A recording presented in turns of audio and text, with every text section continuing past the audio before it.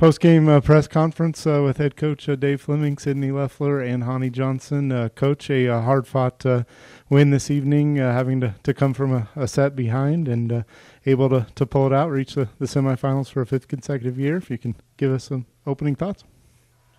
One, congratulations to Westminster for making the RMAC tournament. You know, they had a great year. We knew they were dangerous, obviously, winning set one. They have some really good athletes on their side of the net.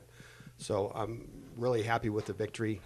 Didn't know it was the fifth straight year into the RMAC semifinals, but I'll give these two a lot of responsibility for that. Five of them and four of them. So you got good players. That's what happens. So, you know, I think we talked earlier, Chris, that the first contacts made a huge difference in this match. Hahni coming in there and getting those aces kind of really set the tone for the rest of the match for us. And then we also cleaned up our serve receive. We started getting the ball into Sabrina's hands a little bit better. And then Marley came in huge for us when Wally went down. So, real happy with everything that happened tonight. Yeah, Hahni, we talked on the live stream. You come in and finish with a season-high 4 aces tonight. Again, kind of repeat question, but how big was that for you to come in and kind of get the team going after a little bit of a dark spot there? I really had nothing to lose. We were already a little bit in the dumps, and you just got to go for it at that point. And I kind of disregarded everything else that happened before and just decided to be tough. Sydney, I talked to Coach after that. Seemed to be different players stepping up at different times throughout the match. A little bit of a slow start for you personally, but come on strong there in the end. How important is it to have just different players, including yourself, kind of step in and kind of seize control of the match? Yeah, I think very important. I think that's what makes us a very dangerous team is I think a lot of times you don't know where to go because we have so many attackers that can cause damage from anywhere. So I think that's a really important part of our team is just how many weapons we have. Now, kind of for all you guys, losing that game to end the regular season, kind of explain how you guys wanted to bounce back today from your first loss in quite some time. Well, we don't like losing. I mean, that's number one. So, we always talk about getting back in the gym. For me, at least, it's therapy. This team's always responded really well. Even from our first loss to Michigan Tech, we had to play later that day, and they responded really well. So I wasn't in doubt. We didn't have a great practice yesterday, and I think it was a little bit of carryover. And I think there was a little bit of that at the beginning of the match, like, can we do this? And we're so talented, and it's just basically getting on that roll. And a lot of times it's defense or serving. I mean, Hahni did that today. She gets those aces and puts so much pressure on them. It makes attacking and blocking and defense so much easier. She was kind of the catalyst that got us there.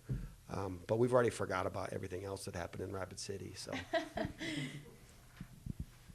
Then also for you, Sydney, 16 kills for you, but kind of explain how it makes you shine better because you guys have all these great weapons on the rest of your team. I think that it helps obviously pulling the block the other way wherever anyone else is. So I think that's a way is just opening up the net for me. But I also think just, like I said, having other weapons. Yeah. And also, Hahni, for you, like we were saying, 5 straight RMAC tournaments. Kind of explain how this team might be able to kind of break that quarterfinal seal for you guys. Yeah. In past years, I think we honestly have not lost as much as we have this year, maybe with the exception of one.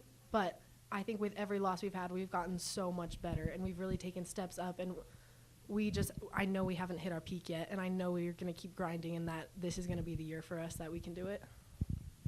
Now, also, Coach, for you too, beating that top-ranked MSU Denver team, kind of explain if there was any mindset shift in your guys' locker room. Absolutely. I think the seniors were very aware that they hadn't beat Metro. That senior had beat her during COVID. So I think it was just kind of a monkey off our backs that, and for us, to me, it's just volleyball.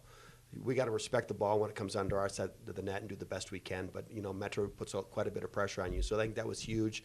It also kind of showed our team that we can compete with anybody in the country or the best teams in the country. I think the win over Concordia St. Paul did that same thing for us. And then we just have to remember, even if we get aced or we get blocked, that next swing, we still can be the best in the country at what we do. And then, Hahni, for you again, Allison goes down. Kind of explain if you think there's going to be any extra pressure on the rest of you guys who play a lot of time in that back row with her going down.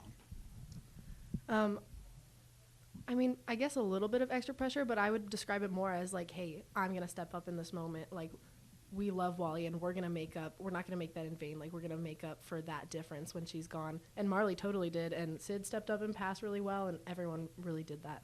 A great job. Awesome. Then last thing, you guys are in pretty good spot to make the playoffs already. Tough loss last year in the first round.